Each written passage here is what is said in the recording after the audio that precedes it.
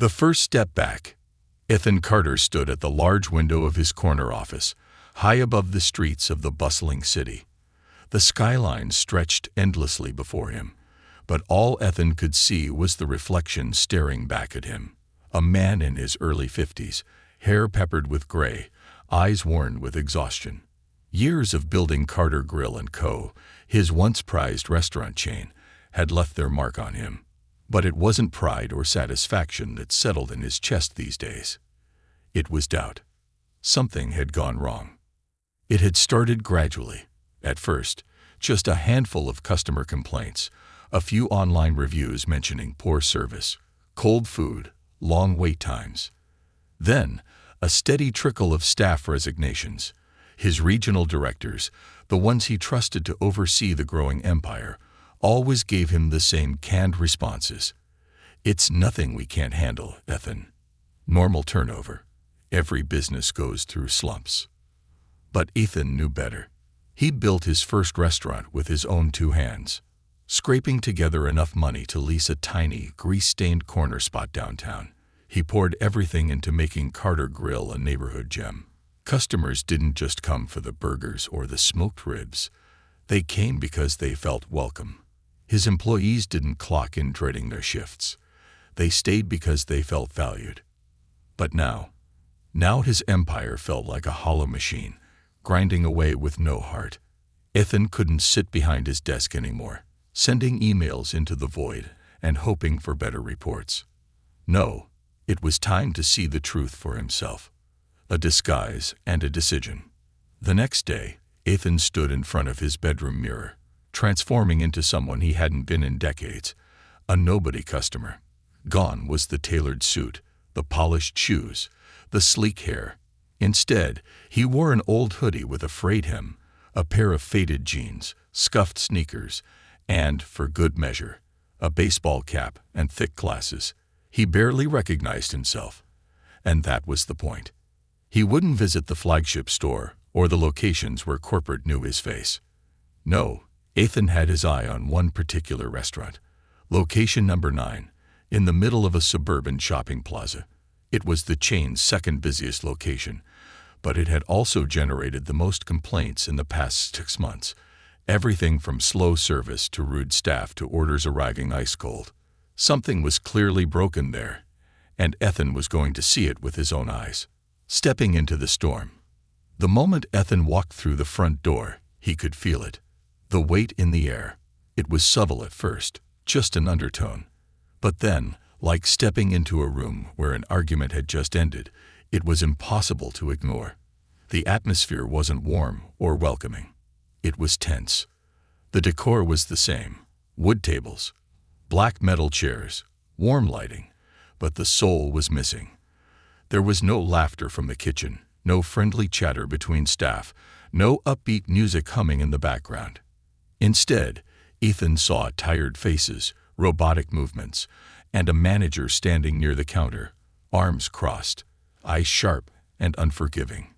Ethan grabbed a sticky menu from the host stand, finding a seat near the window where he could observe without drawing attention. The table wobbled under his elbow, the surface coated with the faint film of half-wiped grease. "Hey," a soft voice said. "Welcome to Carter Grill. I'll be right with you." Ethan glanced up to see a waitress barely out of her teens, her dark hair pulled into a messy ponytail, a threadbare apron tied over her uniform. Her name tag read Sophie. She smiled, but it was the kind of smile you give when you've smiled too many times that day. Forced, brittle at the edges. He watched as Sophie delivered drinks to a nearby table, her hands shaking slightly as she placed a glass down. Before she could turn, the manager swooped in. "This is supposed to be unsweetened tea," the manager snapped, holding up the glass like it was toxic waste. "I'm so sorry. I'll fix it right away," Sophie said quickly. "Sorry doesn't fix incompetence," the manager muttered, loud enough for customers to hear. Ethan's jaw tightened, his fingers curling into a fist under the table. This wasn't just tough management. This was humiliation. Sophie's cheeks flushed as she hurried back toward the kitchen, the manager's glare following her every step. Ethan's burger arrived. lukewarm, but he hardly noticed. All he could focus on was Sophie, her shoulders hunched, her movements increasingly frantic as she tried to keep up with the demands of both tables and her manager's constant scrutiny. The breaking point. A few minutes later, Sophie disappeared through a swinging door near the back. Something about the speed of her retreat set off alarms in Ethan's mind. He waited a moment, then stood casually, wandering toward the restrooms. But his feet veered toward that back door instead. It was cracked open. Inside was a narrow, cluttered break room. And Sophie was there, her back to him, hands gripping the edge of a rusted metal sink. Her shoulders shook with silent sobs, her breath coming in short, uneven gasps. Ethan froze. It would have been easy to pretend he didn't see, to turn and walk away. But that wasn't who he was. Not then, and not now. Quietly, he stepped inside, his voice soft. "Are you okay?" Sophie flinched, spinning to face him, her eyes wide and red-rimmed. "Oh, I'm fine," she stammered, hastily wiping her cheeks with the sleeve of her uniform. "You don't look fine," Ethan said, his voice gentle. She forced a smile, one more brittle than before. "Just a rough shift. Happens all the time." But Ethan knew that smile, the one that said, "I can't afford to lose this job, so I'll smile through anything." He'd seen it in the early days, on the faces of workers too scared to speak up, too desperate to risk their paycheck. Before Ethan could respond, the door banged open, and the manager stepped in. His eyes zeroed in on Sophie. Crying again. Seriously. His voice dripped with disgust. I just needed a second," Sophie mumbled. "A second, while customers are waiting. If you can't handle this job, you know where the door is." Ethan's hands curled into fists at his sides, but he bit his tongue. Not yet. Not until he saw the full picture. Sophie swallowed hard, straightened her shoulders, and nodded. "I'll get back out there." "Damn right you will," the manager muttered, turning sharply and stomping back into the dining room. Ethan didn't move right away, watching Sophie gather herself, tucking her hair behind her ear, forcing the tired smile back onto her face. When she finally looked at him, she blushed. "Sorry about that. Hope your burger's okay." Ethan offered her a small smile. "Don't worry about me," he said softly. "I'm more worried about you." Sophie blinked, confused, but didn't have time to respond before she was called back to the floor. Ethan returned to his table, but he barely touched his food. Instead, he watched. Every time Sophie approached the manager, she flinched, shoulders tight with anticipation. Every time a cook rang the bell for a new order, the manager barked like a drill sergeant. No one smiled. No one talked unless absolutely necessary. This wasn't a restaurant. It was a pressure cooker on the verge of exploding. Ethan had seen enough. He pulled his phone from his pocket, staring at the screen for a moment before typing out a text. Not to his regional manager, but to his personal assistant at headquarters. "Clear my schedule. I'm staying here." This wasn't going to be fixed with a phone call or a meeting. This was going to be fixed from the ground up. Beneath the surface, Ethan Carter sat at his corner table, his half-eaten burger growing cold. The last 20 minutes had shown him more than any quarterly report or regional manager update ever had. Numbers didn't capture the fear in Sophie's eyes or the tension that hung over the entire staff like a storm cloud. The weight of it all settled heavily on his chest. This was his restaurant. His name was on the sign. But what was it worth if the people running it felt like this? What was the point of profit margins if they came at the cost of dignity? Ethan wasn't just angry. He was ashamed. The machinery of misery. He had built Carter Grill on a simple belief. A happy team makes happy customers. It was more than a slogan. It was his personal code. In the early days, back when he was the one manning the fryer, sweeping the floors, and handing out free milkshakes to kids, his philosophy was simple. Treat your people right, and they'll pass that respect on to the guests. But somewhere along the line, growth had swallowed that truth. More locations, more managers, more layers between Ethan and the floor. His hands-on philosophy had been replaced with quarterly performance calls, graphs, and sanitized summaries. Ethan stared at the manager, a stocky man with thinning hair and a permanent scowl, barking orders at a teenage busboy for missing a ketchup smear on table 7. No names, no kindness, just commands. The machinery was broken, and it had started with him. He wasn't here to make excuses. He was here to fix it. The second glance. Sophie passed his table again, her smile wobbly and thin. He could see her hands still trembling slightly as she carried a tray of sodas. She avoided the manager's gaze like it burned her shoulders drawn inward as though she were trying to make herself invisible. It wasn't just Sophie.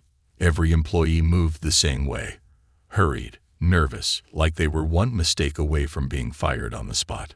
There was no camaraderie, no teamwork, just survival. Even the cook in the kitchen. Ethan caught a glimpse of him through the window. Moved with mechanical precision, never stopping, never talking, only working like he was afraid of what might happen if he fell behind by even a second. It was no wonder the food was cold. When you ran on fear, there was no room for pride in the product. The manager's shadow. Ethan had seen managers like this before. Power hoarders, people who mistook fear for respect. They didn't coach or uplift. They controlled through intimidation. The problem wasn't just the man himself. It was the system that had allowed him to thrive. If Ethan's regional managers had ever actually set foot in this location, they would have seen the signs. Either they missed it, or they ignored it. Neither option was acceptable.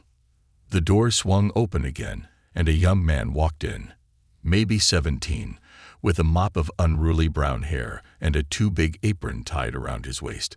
His name tag read Troy, and from the way his eyes darted around the restaurant, it was obvious he was new. The manager spotted him instantly. "You're late," the manager snapped before Troy could even say hello. My mom. She couldn't. I don't care." The manager cut him off, voice loud enough for half the dining room to hear. "Clock in and get to work." Ethan watched as Troy slunk toward the back, shoulders already hunched. It was his first shift, and already the manager had made sure Troy knew exactly where he stood. Beneath him. Seeing the cracks. Ethan's phone buzzed in his pocket. He pulled it out, seeing a text from his assistant. "Want me to schedule a call with regional management about location number 9. Ethan's fingers hovered over the screen. No. He slid his phone back into his pocket. This wasn't something he could fix from a conference call. He needed to feel the cracks under his own hands. The afternoon dragged on, and the weight of the place grew heavier with each passing hour. Ethan saw it all. The way Sophie checked her order tickets 3 times to avoid mistakes. The way Troy flinched every time the manager called his name. The exhaustion written into the cashier's posture as she tried to smile for the next customer in line. This wasn't just a bad day. This was a culture. A moment alone. As the dinner rush approached, Ethan stood and wandered toward the back. No one paid much attention to the man in the hoodie, and that was exactly how he wanted it. Slipping past the swinging door, he found himself in a cramped, cluttered employee break room. The walls were covered in outdated safety posters, curled at the edges. A single metal table sat in the center, surrounded by mismatched chairs, one with a broken leg balanced awkwardly with a folded napkin. The vending machine hummed in the corner, half the buttons taped over because they didn't work. Ethan remembered a very different break room, his first restaurant, where the walls were covered in photos of employees of the month, birthday decorations, and goofy team pictures. There was always music playing, someone's phone plugged into a speaker, and the air smelled like coffee and laughter. But here, it smelled like burnout. The back door creaked, and Sophie stepped inside, not seeing Ethan right away. She leaned against the counter, rubbing her temples, her breath coming in slow, measured waves, like someone trying to hold themselves together by sheer force of will. Ethan cleared his throat softly, and Sophie jumped, spinning around. "Oh, sorry. Just needed a second." Ethan smiled gently. "Rough day." Sophie's laugh was bitter. Rough week. Month. Year. She shook her head. Sorry, I shouldn't be saying that to a customer. You can say it to me, Ethan said softly. She tilted her head, curious. You're not corporate, are you? Ethan chuckled. Do I look like corporate? She took in his rumpled hoodie, scuffed sneakers, and glasses. Fair point. He leaned against the counter beside her. Why do you stay? The question hung in the air, and Sophie's shoulders slumped. I need the paycheck. My mom's sick. My little sister's still in school. It's just easier to take the crap and keep my head down. Ethan's chest tightened. Does it always feel like this? He asked.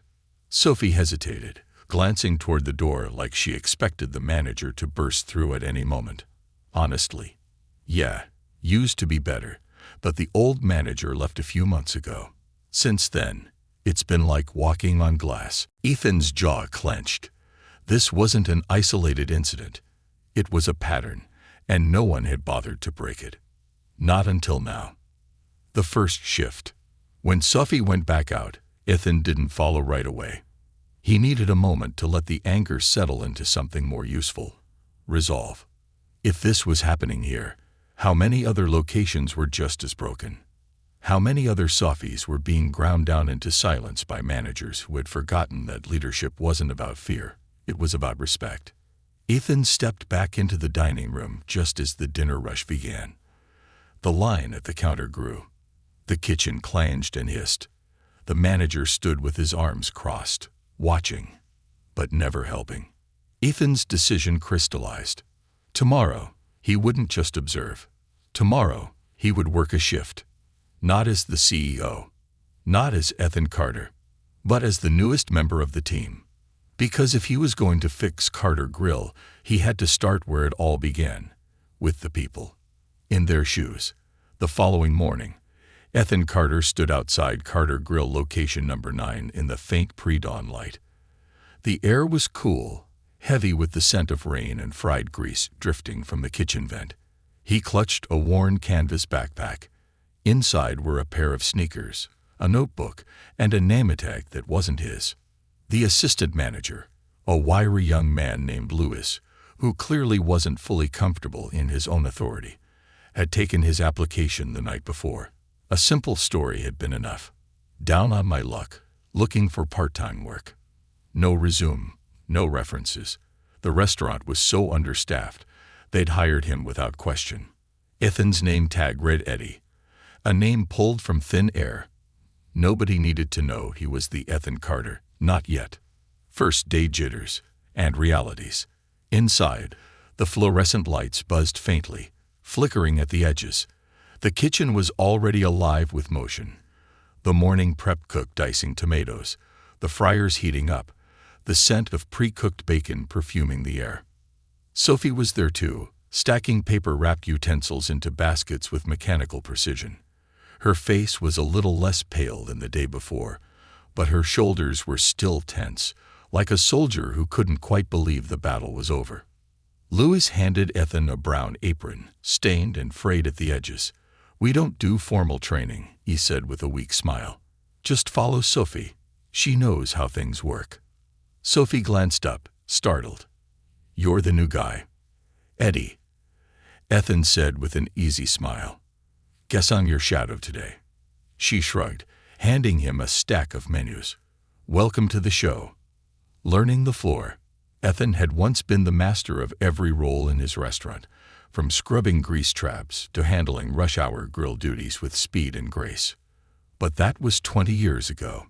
The rhythms had changed. The POS system was faster, orders flew in through mobile apps, and the menu had grown unwieldy.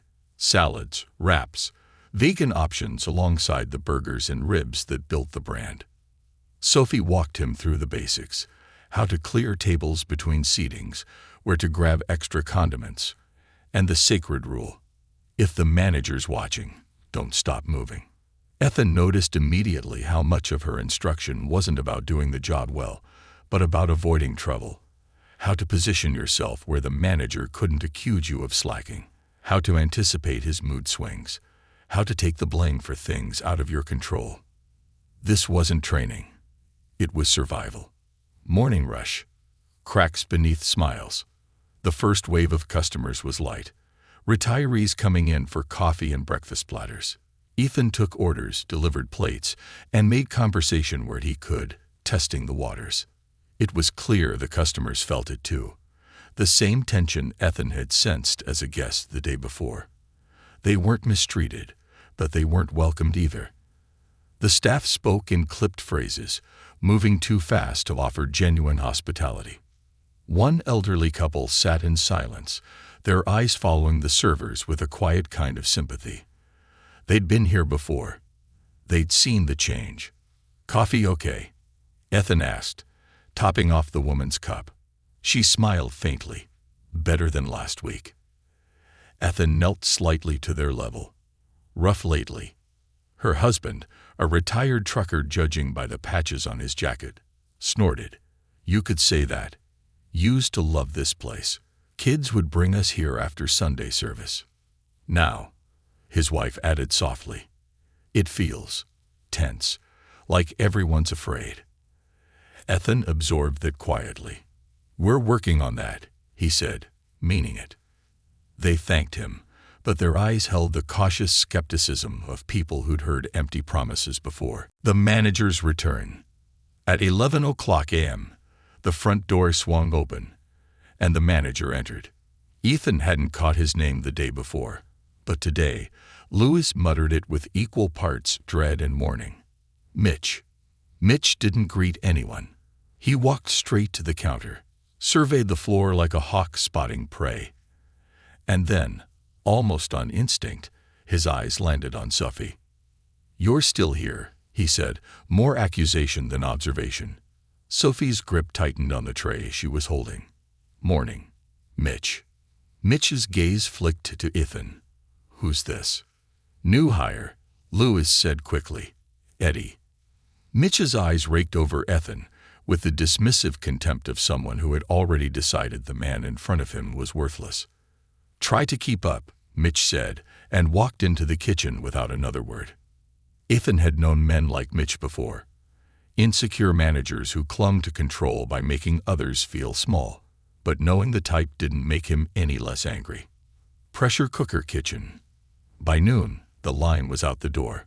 Orders piled up faster than the kitchen could handle, and the staff moved with desperate urgency, each misstep inviting a bark from Mitch. Ethan ran drinks, cleared tables, and silently observed. Sophie handled the bulk of the tables with a kind of frantic grace, while Troy, the nervous new hire, fumbled his way through his first lunch rush, spilling a milkshake on his own shoes. Mitch descended like a storm. "Are you kidding me?" he snapped, snatching the tray from Troy's hands. "I swear, you kids don't know the first thing about work." Troy mumbled an apology, face red with humiliation. Ethan saw the tiny tremble in his hands, the way his breathing quickened. This wasn't just a bad moment. This was the start of a story. One where a teenager learns that work is pain and authority is cruelty. Not today. "Hey, it happens," Ethan said casually, stepping in beside Troy. "First week, right?" Troy nodded, eyes downcast. "Next time." Tray lower, balanced the drinks at the center. "You'll get it." Mitch's eyes narrowed. "I don't need the new guy playing mentor." Ethan smiled thinly. "I'm just trying to help the team." Mitch snorted. "We don't have time for hand-holding." But Ethan didn't back down. "If we don't make time for training, we'll make time for cleanup." He pointed at the spilled shake pooling near Mitch's shoes. Mitch's face colored. For a moment, Ethan thought the man would explode, but the ringing bell from the kitchen, "Another order ready," pulled Mitch's attention away. "We'll talk later," Mitch said sharply, stalking off. Ethan smiled. They would. Crisis and connection. The shift wore on. By mid-afternoon, Ethan's feet ached, and his back throbbed. But for the first time in years, he felt connected to his company. Each tray he carried, each table he wiped down, wasn't just a task. It was a reminder of why he built Carter Grill. He saw Sophie differently now, not just as an overworked waitress, but as the backbone holding the place together. He saw Troy not as a bumbling kid, but as someone who could thrive if given the chance. Even Lewis, despite his awkwardness, genuinely tried to keep the peace between staff and Mitch. This wasn't a broken team. It was a team under siege, and Ethan had no intention of leaving them there. The reveal begins. At the end of the shift, Ethan stood beside Sophie at the back sink, scrubbing plates. "Thanks for showing me the ropes." "You did okay," Sophie said with a tired smile. "Better than some." Ethan hesitated. "I've been around restaurants before." Sophie tilted her head. "Yeah? Where'd you work?" Ethan's smile was small, almost mischievous. "Here." She frowned. "What do you mean?" Ethan dried his hands, removed his name tag, and held it out. "You know me as Eddie," he said softly. "But my real name is Ethan Carter." The color drained from Sophie's face. "Ethan Carter. Like the Ethan Carter." "The same," he said. "And starting tomorrow, we're changing how this place works." Her eyes were wide with shock, but also, for the first time, with hope. Breaking the silence. The silence in the cramped dishwashing corner was so thick, Ethan could almost hear Sophie's heart pounding. Her hands, slick with soap and water, trembled slightly as she set down the plate she was scrubbing. Her wide eyes darted between Ethan's weathered face and the worn name tag he had just removed from his chest. "You're joking, right?" she said, her voice barely above a whisper. Ethan shook his head. "I wish I were." Sophie stared at him for a long moment, her mind clearly racing to process the truth. The man she'd spent all day training, the man who had carried plates and mopped up spills beside her, was the founder of the entire chain. The man whose face had been printed on franchise brochures, though, in fairness, his current scruffy, undercover appearance barely resembled those polished photos. "But why?" she finally asked. "Why would someone like you?" "Because this place is broken," Ethan said simply, drying his hands on a rag. "And I needed to see it for myself." Sophie's breath hitched, and the weight of the moment hung between them, part awe, part anxiety, part fragile hope. Ethan could see the questions in her eyes, but before either of them could say more, the back door swung open, and Mitch stormed in. The first clash. "There you are," Mitch barked. "I've been looking for you, Eddie, or whatever your name is." Ethan turned slowly, a calm steel settling into his spine. "It's Ethan," he said, standing straighter. "Ethan Carter." Mitch's eyes narrowed. "What kind of joke?" "It's not a joke," Ethan said. His voice wasn't loud, but it had the kind of authority that settled deep into the room, leaving no room for argument. "I'm Ethan Carter. I founded this company, and for the past 2 days, I've been watching everything that happens in this restaurant." Mitch opened his mouth, then closed it again, his jaw working as if trying to process the bombshell. His usual bluster flickered with uncertainty. "If you have a complaint, we can." Ethan cut him off with a raised hand. "I don't have a complaint, Mitch. I have a list." The kitchen door swung open slightly, and Louise peered through the crack, wide-eyed. Sophie stood beside Ethan now, her hands twisting the edge of her apron. Ethan's voice softened, but the weight of it didn't lessen. "We need to talk." Calling the team together. Mitch tried to deflect. "We're in the middle of a shift." "We're closing early," Ethan said. "Call it a mandatory team meeting." Mitch sputtered, but Ethan had already stepped past him, out into the dining room. The dinner rush was slowing, only a few scattered tables occupied. Ethan approached Louis, who stood frozen near the register. "Start clearing the dining room," Ethan said. "We need some privacy." Louis swallowed. Yes, sir." Ethan stepped into the center of the floor. "Ladies and gentlemen, I'm sorry for the inconvenience, but we're going to close early tonight for a team meeting. If you're waiting on food, it's on the house." The handful of customers glanced around, confused, but none of them argued with free meals. They gathered their things and shuffled out, whispering to one another about the strange turn of events. The employees, however, stood silent, stunned, confused, suspicious. Nobody closed early at Carter Grill. Ever. But Ethan wasn't just anyone. Revealing the truth. Once the restaurant was empty, Ethan stood at the center of the floor. The staff, Sophie, Louis, Troy, the cook whose name tag read Jerome, the cashier Melissa, and 2 part-time servers, gathered in a loose circle, exchanging anxious glances. Mitch stood off to the side, arms crossed, his expression a mask of forced indifference. "I know you're all wondering what's going on," Ethan began, his voice steady. "Some of you already know. My name is Ethan Carter." Melissa's eyes widened. Troy's mouth dropped open. Jerome, the cook, muttered, "No way. I founded Carter Grill 22 years ago," Ethan continued. "I started with one location, not much bigger than this one. I cooked, served, and cleaned alongside my team every day." He paused, looking each employee in the eye. "But somewhere along the way, I lost touch. I trusted reports and numbers instead of my own eyes and ears, and because of that, I let places like this fall through the cracks."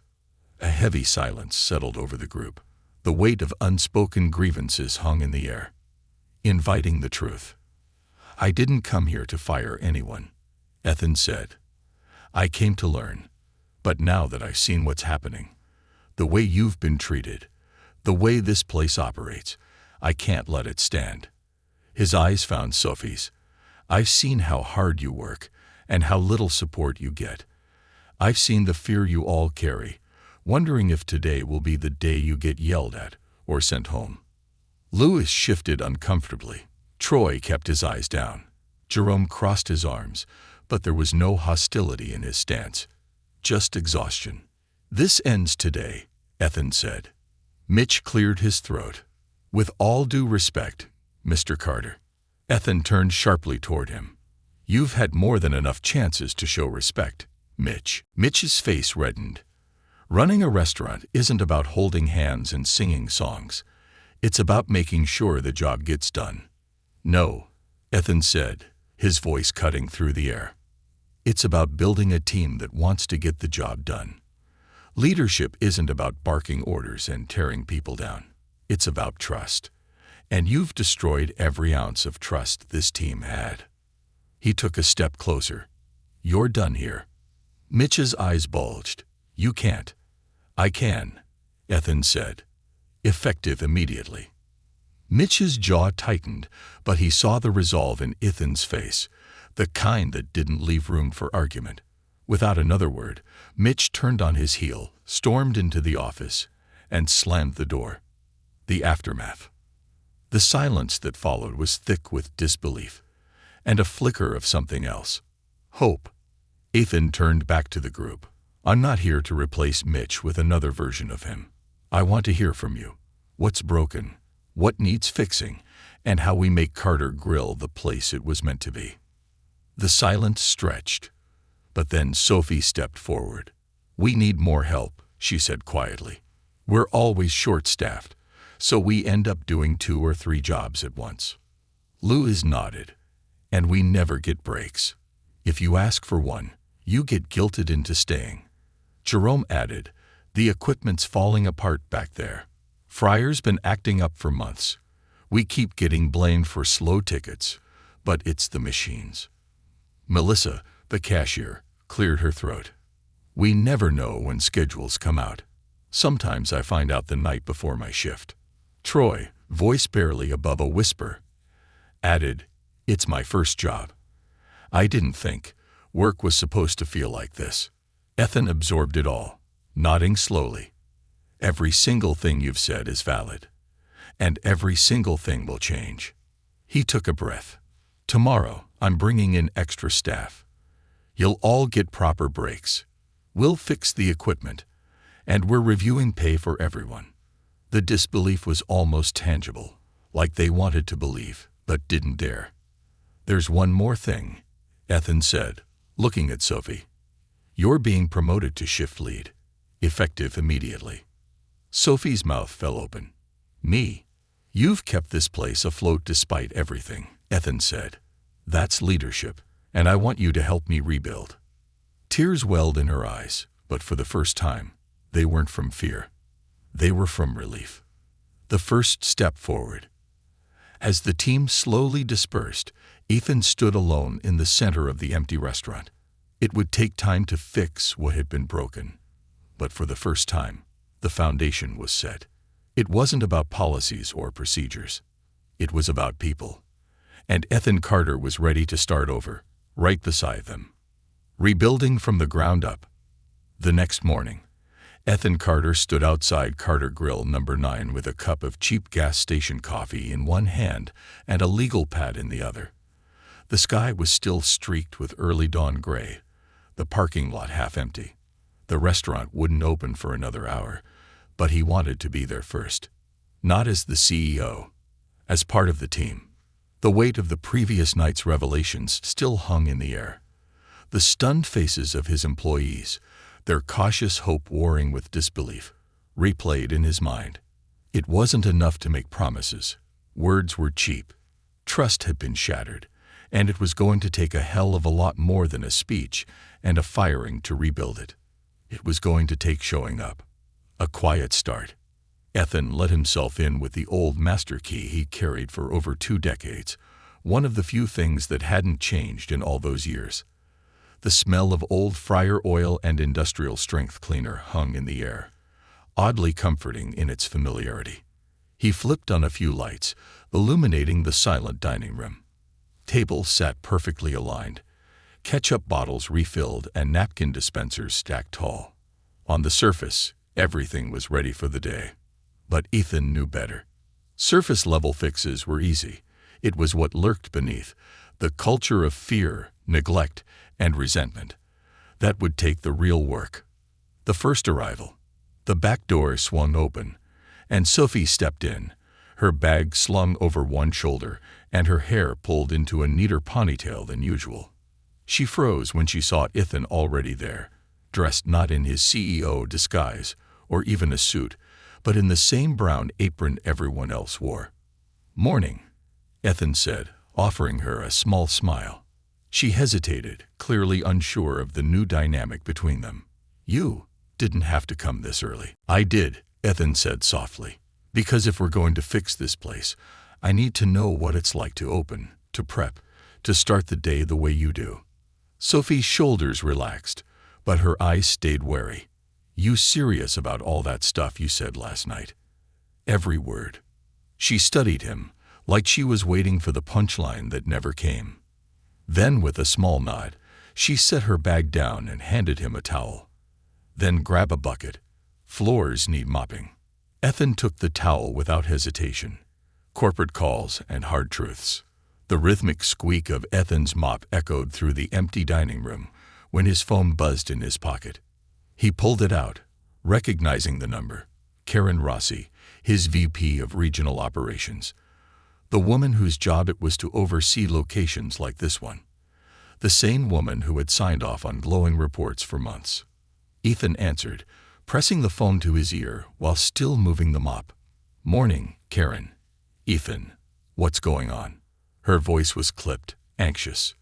"I just got word you closed location number 9 early last night and fired the manager, without consulting anyone." "That's right," Ethan said evenly. "Because no one consulted me when they let this place rot from the inside out." Karen sputtered, clearly not expecting that response. "But there are protocols, Ethan. You can't just—" "Protocols," Ethan interrupted, voice sharpening. "Where were the protocols when my employees were working double shifts without breaks? Where were they when customers were walking out because nobody was smiling? Where were they when my floor staff were being screamed at daily?" Silence. Ethan stopped mopping, leaning on the handle. "I read every sanitized report your team sent me, Karen. They said things were challenging but manageable. That's corporate code for, we're ignoring the warning signs." I didn't know," Karen said, her voice softer now. "That's the problem," Ethan said. We're too far away from the people actually doing the work.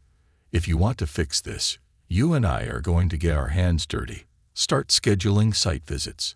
I want us inside every location that's had turnover spikes in the last year." Karen hesitated. "All of them. All of them." He hung up before she could argue. A new kind of shift. By the time the rest of the staff arrived, the floors gleamed, the tables were set, and Ethan stood beside Sophie at the host stand, not as their boss, but as their coworker. Some stared, others whispered, and Troy, still anxious after yesterday's milkshake disaster, looked downright terrified. Ethan raised his hands. "I know this is weird. It's not every day your CEO mops your floor. But I'm here to work. And to listen." There was still skepticism in their eyes, but no one argued. They were too tired to argue. The first wave of customers trickled in. Regulars, mostly. Ethan took orders, refilled coffee, and deliberately asked questions. Not just about their meals, but about why they came back despite everything. One older man, a retired mechanic, summed it up perfectly. "We used to love this place," he said, stirring his coffee. "But lately, it feels like everyone's too scared to smile." That sentence hit Ethan harder than any financial report ever could. Confronting fear head-on. Halfway through the lunch rush, Ethan found Troy in the back, reloading the ice machine with trembling hands. "You okay, Troy?" Ethan asked, leaning against the doorframe.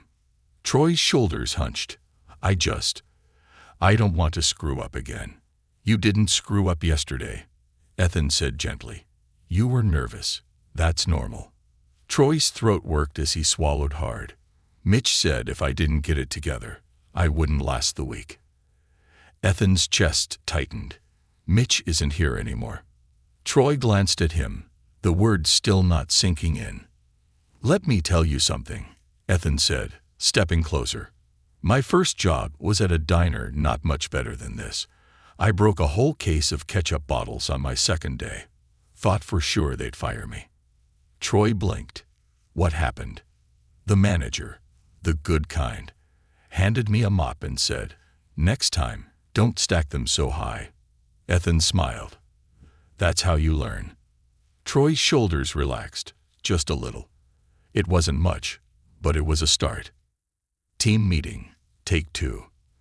At the end of the shift, Ethan gathered the team again, this time without Mitch's shadow looming over them. "I know you've all heard promises before," Ethan began. "So I'm not going to give you more words. I'm going to show you." He pulled out a notepad, flipping it open. "Starting tomorrow, schedules will be posted a week in advance. Every shift will include a guaranteed break. No more getting guilted into skipping them." Louis exhaled, a breath he'd probably been holding for months. "We're bringing in new kitchen equipment by next week," Ethan continued. "And we're hiring more staff, so nobody has to cover 2 or 3 jobs at once." There were nods. Hesitant, cautious, but there. "And most importantly," Ethan said, "I'm giving every employee my personal number. If you see something wrong, if a manager treats you badly, if you're asked to break rules or skip breaks, you call me." Eyes widened. They weren't used to direct access. "This isn't just about fixing this restaurant," Ethan said. "It's about fixing how we treat every person who wears this apron." There was silence. Then Sophie stepped forward. "If you do all that, I'll believe you." Ethan met her eyes. "Hold me to it." She smiled. Small, fragile, but real. It was a crack in the wall. And Ethan knew. Cracks were how the light got in. A new legacy. Ethan Carter stood in the middle of Carter Grill No. 9, just before opening time, a cup of black coffee in hand. Outside, the sun crept over the strip mall parking lot, spilling gold across the pavement. The once quiet restaurant buzzed softly with a different kind of energy. Not fear, not tension, but something fragile and hopeful. The changes he put in place over the last week were small, but they were adding up. The kitchen's old fryer had been replaced, thanks to a late-night delivery Ethan had personally overseen. The cook, Jerome, had actually smiled when the new equipment arrived. A rare sight Ethan took note of. Break schedules were posted in the employee area, laminated and color-coded to avoid confusion or accidental adjustments. Each shift had enough bodies to cover the floor and the kitchen without anyone feeling like they were drowning. But most importantly, Mitch's toxic shadow was gone. It was still early days. Ethan knew that. Fixing culture was like healing that deep wound. It didn't happen overnight, and scar tissue always remained. But for the first time in years, his team wasn't just showing up. They were beginning to believe. The reckoning at headquarters. Later that afternoon, Ethan left Suffy in charge and drove to Carter Grill's corporate headquarters, a sleek, glass and steel building 45 minutes downtown. The elevator ride to the executive floor was oddly silent, each ding at every level pulling him closer to the confrontation he'd been avoiding for years. The regional leadership summit was already in progress when Ethan stepped into the boardroom. A dozen regional managers sat around a glossy conference table, flipping through sanitized quarterly reports, their voices low and detached. At the head of the table sat Karen Rossi, VP of Regional Operations, her fingers wrapped tightly around a branded pen. Ethan didn't bother sitting. Closed the reports. Heads snapped up. A few faces paled. Ethan's voice had the kind of weight that made even the most self-assured executives sit straighter. "Mr. Carter," Karen said, her smile strained. "We didn't expect you." "Clearly," Ethan said. "Because if you had, I wouldn't have found one of our busiest locations being run into the ground under your watch." Karen swallowed hard. "We've had staffing challenges, but—" "Stop," Ethan said, raising a hand. "I don't want corporate language. I want the truth." The room was dead silent. Ethan placed a folder on the table. Handwritten notes from his shifts at location number 9. Notes on Sophie's trembling hands, Troy's panic, Jerome's resignation, and the dozens of moments that no performance report could capture. "I spent the last week working at location number 9, Ethan said, voice calm but sharp. "Not as your CEO. As a line employee." The room rippled with stunned glances. "I saw employees running double shifts without breaks. I saw managers treating human beings like machines. I saw fear, not just of losing jobs, but of speaking up. And worst of all, I saw every warning sign we should have caught months ago." One regional manager, a stout man with graying hair, cleared his throat. "We never intended." "That's the problem," Ethan interrupted. "You never intended. But you also never asked. You let fear trickle down from the top until it reached the people who actually make this company run." He took a breath, letting his next words settle into the bones of the room. "This isn't a business problem," Ethan said. "It's a leadership failure. And it started with me." The managers sat in stunned silence. Karen shifted uncomfortably. "I got too comfortable," Ethan continued, pacing slowly. "I trusted spreadsheets instead of people. I let growth become a shield, an excuse not to stay connected. And because of that, we became the kind of company I swore we never would be." No one argued. They couldn't. "So here's what's happening next," Ethan said.